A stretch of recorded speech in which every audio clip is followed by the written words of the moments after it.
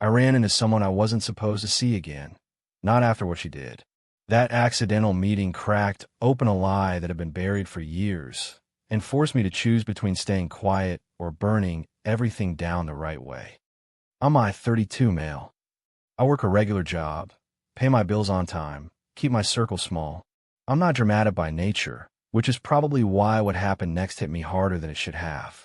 I met her accidentally on a Tuesday evening, the kind of boring weekday that never makes memories. I had stopped at a grocery store near my apartment, one I usually avoided because parking there was a nightmare. My phone was at 5%, my head was already home, and I was mentally counting items so I could get out fast. I turned into the frozen food aisle, and there she was. Same posture, same nervous habit of tucking hair behind her ear when she thought someone was watching. Older, yes. Sharper, somehow, like life had taught her how to hide things better. She froze when she saw me. That half-second pause told me more than any apology ever could. "Hey," she said too quickly, like she'd practiced the word. I nodded once. That should have been it. That should have been the end. Two strangers acknowledging each other's existence and moving on. But then she stepped closer. "I didn't think you still lived around here." I hadn't planned on talking. My car was already moving away when she said my name again, softer this time. Not loud enough to draw attention, just loud enough to pull me back. We stood there, surrounded by people who didn't know that 5 years earlier, this same woman had dismantled my life with a smile and a signature. "You look good," she added. I didn't return the compliment. We exchanged the usual meaningless lines. Work, weather, nothing real. She kept glancing at my left hand, noticing what wasn't there. Then she said it. "I heard about the house." My grip tightened on the card. She shouldn't have known about that. Not unless she'd been paying attention. Or involved. I asked calmly, "What did you hear?" She hesitated. "Just enough. That you sold it." Finally. That house wasn't just property. It was the center of everything that had gone wrong. The things she tried to take. The things she'd failed to get, and clearly never stopped thinking about. I smiled, small and polite. "Yeah, finally." Her relief was visible. That annoyed me more than anger would have. We talked for another minute. She kept fishing, asking questions disguised as concern. I gave her nothing. When I excused myself, she looked disappointed. Not heartbroken, not regretful. Disappointed that I hadn't given her leverage. That night, I couldn't sleep. Not because I missed her, because I realized something much worse. She thought the story was over. 5 years ago, I was 27, married, and stupidly convinced that love meant compromise no matter the cost. We'd been married for 3 years. No kids. On paper, we looked functional. In reality, everything revolved around what she wanted, when she wanted it, and how fast she could get it. The entitlement didn't show up loudly at first. It was subtle. She'd volunteer my time without asking. She'd promise my money before discussing it. She'd tell people, "He'll handle it," like I was an assistant, not a partner. When I pushed back, she'd sigh and say I was being difficult, or remind me how much she'd given up to be with me. The house came from my side. My father helped with the down payment. The mortgage was in my name. That mattered to me. It mattered less to her. She wanted to refinance, then remodel, then use the equity to invest with her brother. I said no. That was when the tone changed. Arguments turned into accusations. Disagreements turned into threats. She started keeping records of conversations, selectively. She stopped contributing financially, but increased spending. And then one afternoon, I came home to find a folder on the kitchen table. Divorce papers. Already signed by her. Already filed. She wanted the house. Not half. All. She claimed emotional neglect, financial control, verbal hostility. None of it true. All of it documented just enough to look believable. I didn't yell. I didn't beg. I called a lawyer the next morning. What followed was a slow, grinding process that exposed how far entitlement can go when someone believes rules are optional for them. She tried dirty tricks early.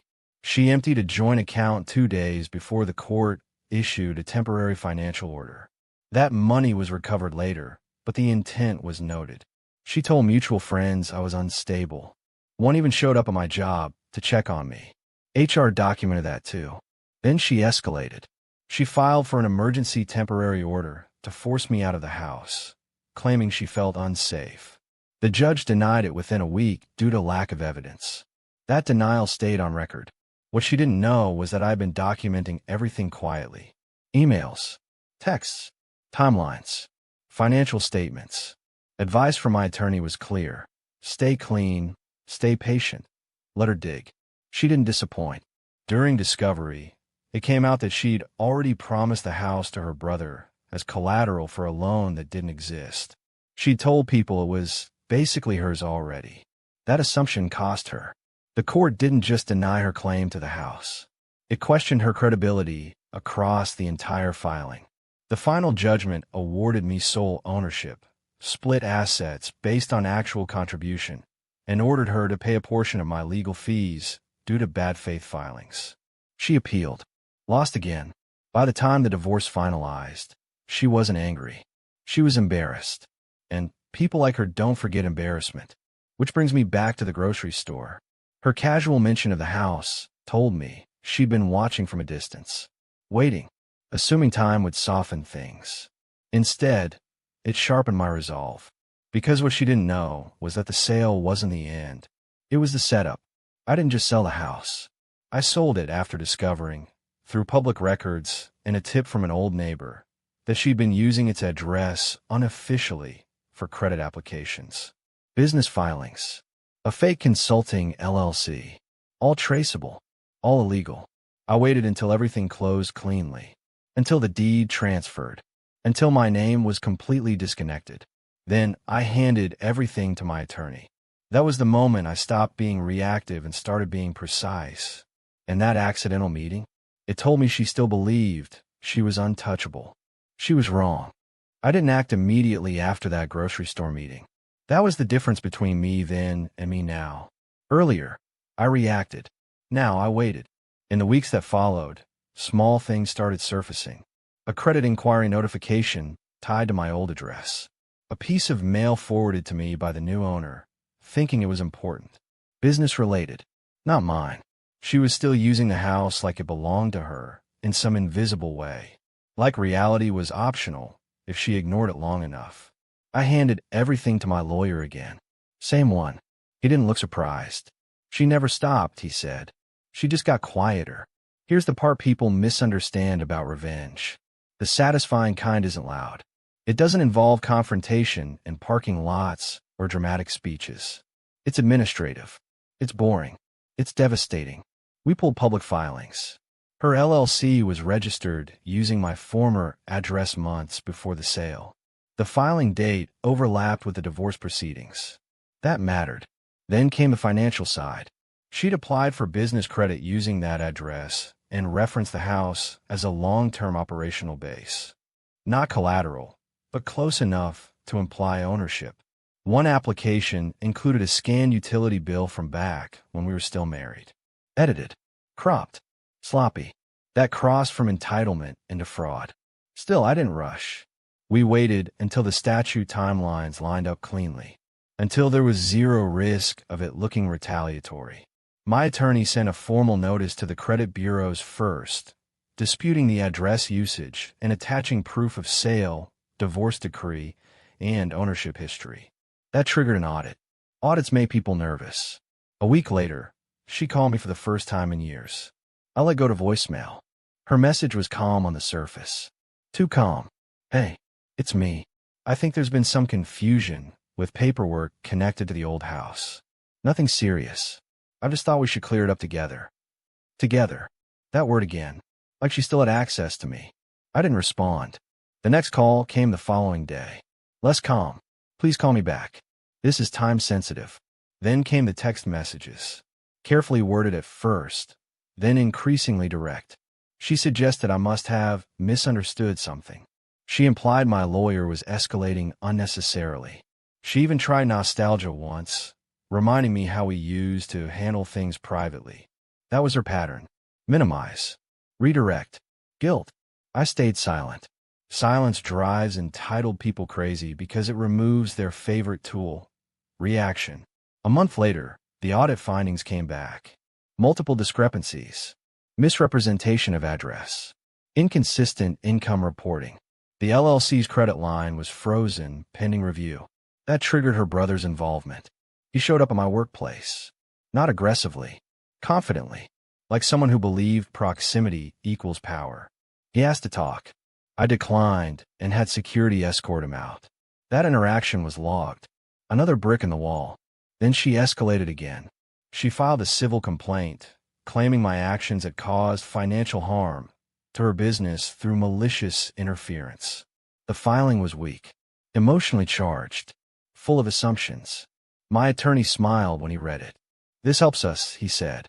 Discovery reopened everything. This time, the court wasn't just looking at our marriage. It was looking at patterns. Her previous filings, the denied emergency order, the bad faith divorce claims, the appeal she lost. Context matters in law. Under oath, she contradicted herself within minutes. Dates didn't align. Addresses changed depending on the question. When asked why she continued using the house address years after losing ownership, she said she felt entitled because of emotional investment. The judge didn't like that word.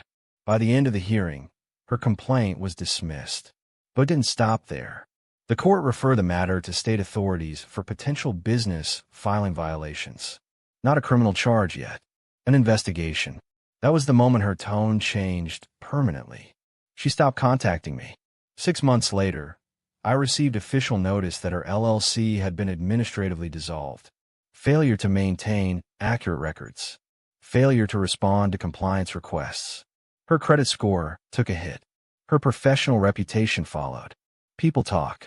The final blow wasn't something I orchestrated directly, but I didn't stop it either. One of the lenders she'd applied to reached out to me for clarification. I provided documentation. Clean. Factual. No commentary. That lender withdrew support from multiple projects associated with her. Risk assessment.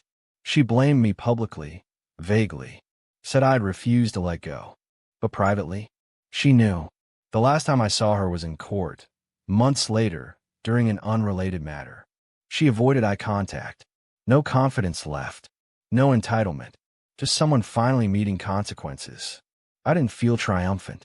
I felt steady. The revenge wasn't about hurting her. It was about refusing to let lies survive just because time passed. I moved on after that. Changed apartments. Changed routines. Not out of fear. Out of closure. Accidental meetings stop being powerful when the story is finished. And if this story kept you hooked the way entitlement kept her blind, maybe stick around. Subscribe to the channel for more stories, which can also happen with you. 'Cause some lessons only land when people think they've already won.